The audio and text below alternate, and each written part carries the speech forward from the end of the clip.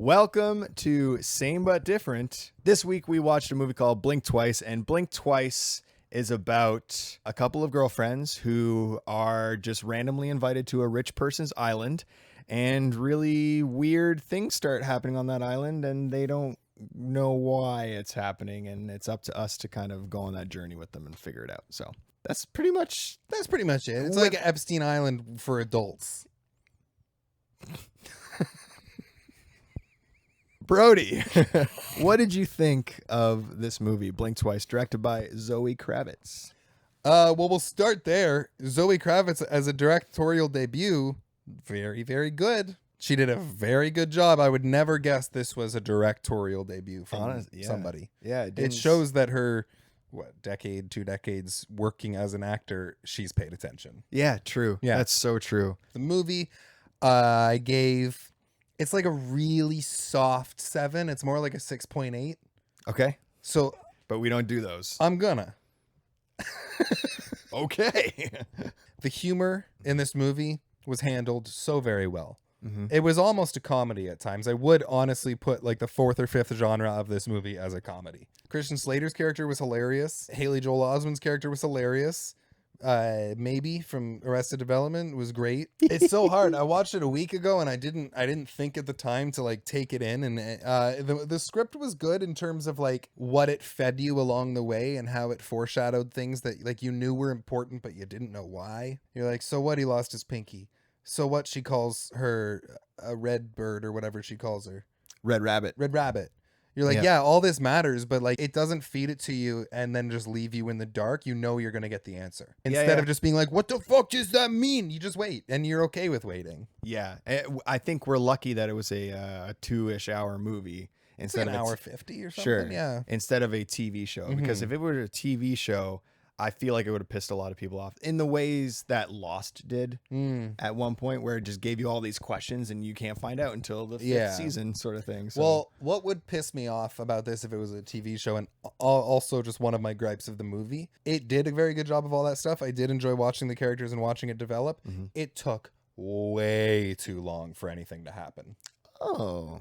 I enjoyed everything I was watching, but in terms of what this movie became, it's hard to even call this movie a thriller. It was the last 20 minutes and that was it. I mean, it's the last 10, 20 minutes of the movie that really kicks it off, and you're like, okay, we're in a thriller territory type of movie. Like, that's the vibe we're getting now. But I would say for the majority of the movie, every time something like a little weird happened, you're like, whoa, wait a minute.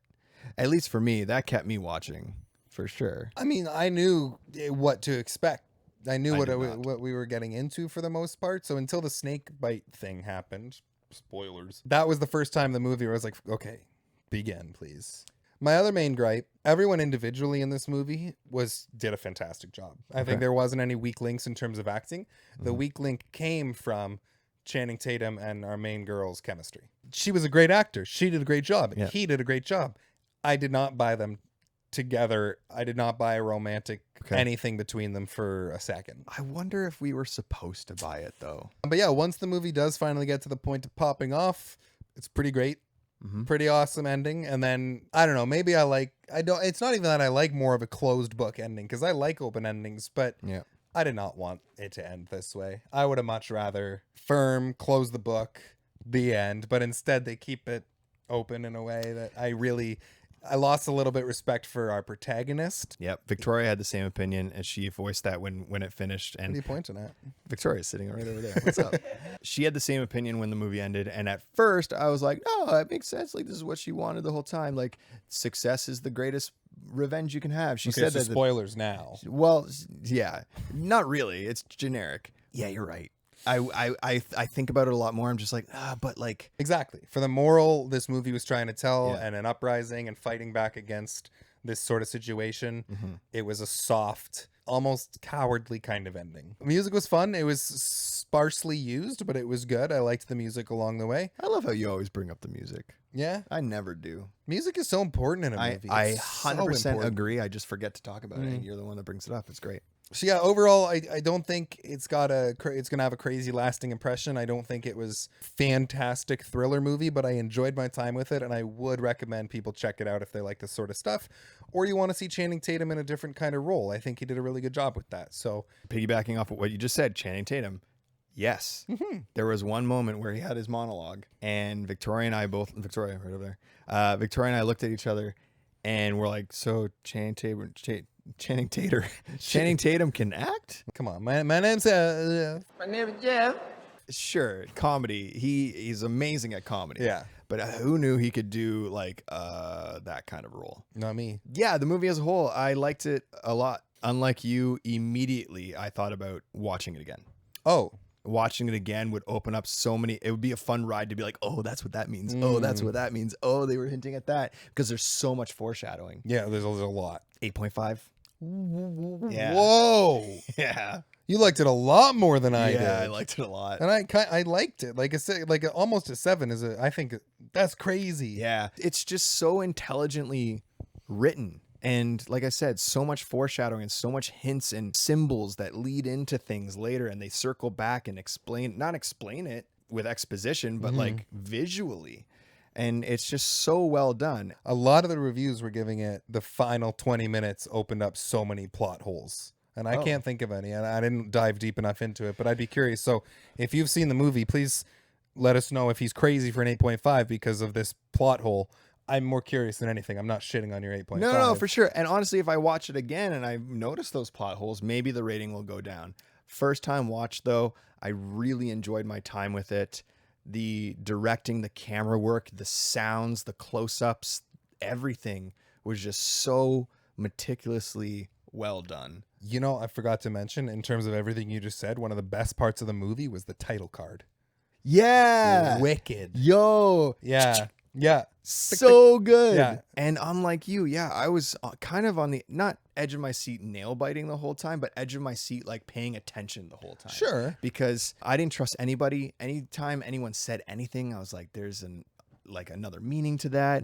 Like, I was really enjoying my time the entire time watching the film. Yes, the last 20 minutes, they do pop off and it gets pretty violent and gets pretty aggressive, but warranted. The things that happen to people is, again, like The Substance, a stupid, sad, disgusting reality. And this is also has to be based on true things that have happened with Epstein Island. And it's got to be loosely based on at least the idea of Epstein Island, for sure. And it's just so much commentary wrapped up in a nice, intriguing thriller type of movie. There was one gripe that I had, and I can only chalk it up to speculation as to why this is. This might verge on spoiler territory. No, not me. I'll try not to. I just couldn't explain away why some people took so long for things to click, and then other people it happened immediately. Yeah, like Carla Gugino or whatever. Is that who it was? No. What was her name? Girl from Beetlejuice? What's her name? God damn it. I know it's not Carla Gugino. That's the girl from the other one. What's her name? Oh, no. Beetlejuice. What's her name? Dude, this sucks. I know her name. I'm farting right now. Yeah. Gina Davis. Thank you. Thank you. Carla Gugino Davis. No, Gina Davis. That's what I meant to say the whole time. I was saying her name the whole movie, and now I blank. Anyway, okay. her Yeah. happened so fast for her. Yes. And then the friends, it was like 3 nights later of doing snake venom shots. Yeah. Yeah. I could speculate as to why things happen. Maybe the weed delayed it. To me, when things are put into a story that are just convenient for plot's sake, that's kind of like sometimes you got to do it. Yeah. But to me, maybe you could have spent more time thinking about it another way. I don't know. I would recommend it. I would also watch it again. Just to... No. That's too funny. I felt so weird. It was dry. It wasn't even a wet willy. No. Blink Twice. I would watch it again. Have you out there? Have you seen Blink Twice? If you have, let us know in the comment section below what you thought about the movie. While you're down there, like the video, subscribe to the channel, because that means a shit ton to us. We want to grow this channel to be the best movie review channel ever. Yeah. We're coming for you, Jeremy Johns. I mean, that's the goal. Next week, we're going to watch VHS Beyond. This is a really special one because Justin Long and his brother direct one. The Long Brothers? The Long Brothers. Are you beyond excited? Yeah. So coming back next week, spooky season continues, VHS Beyond. Keep watching movies. Dude, this sucks. I know her name. I'm farting right now.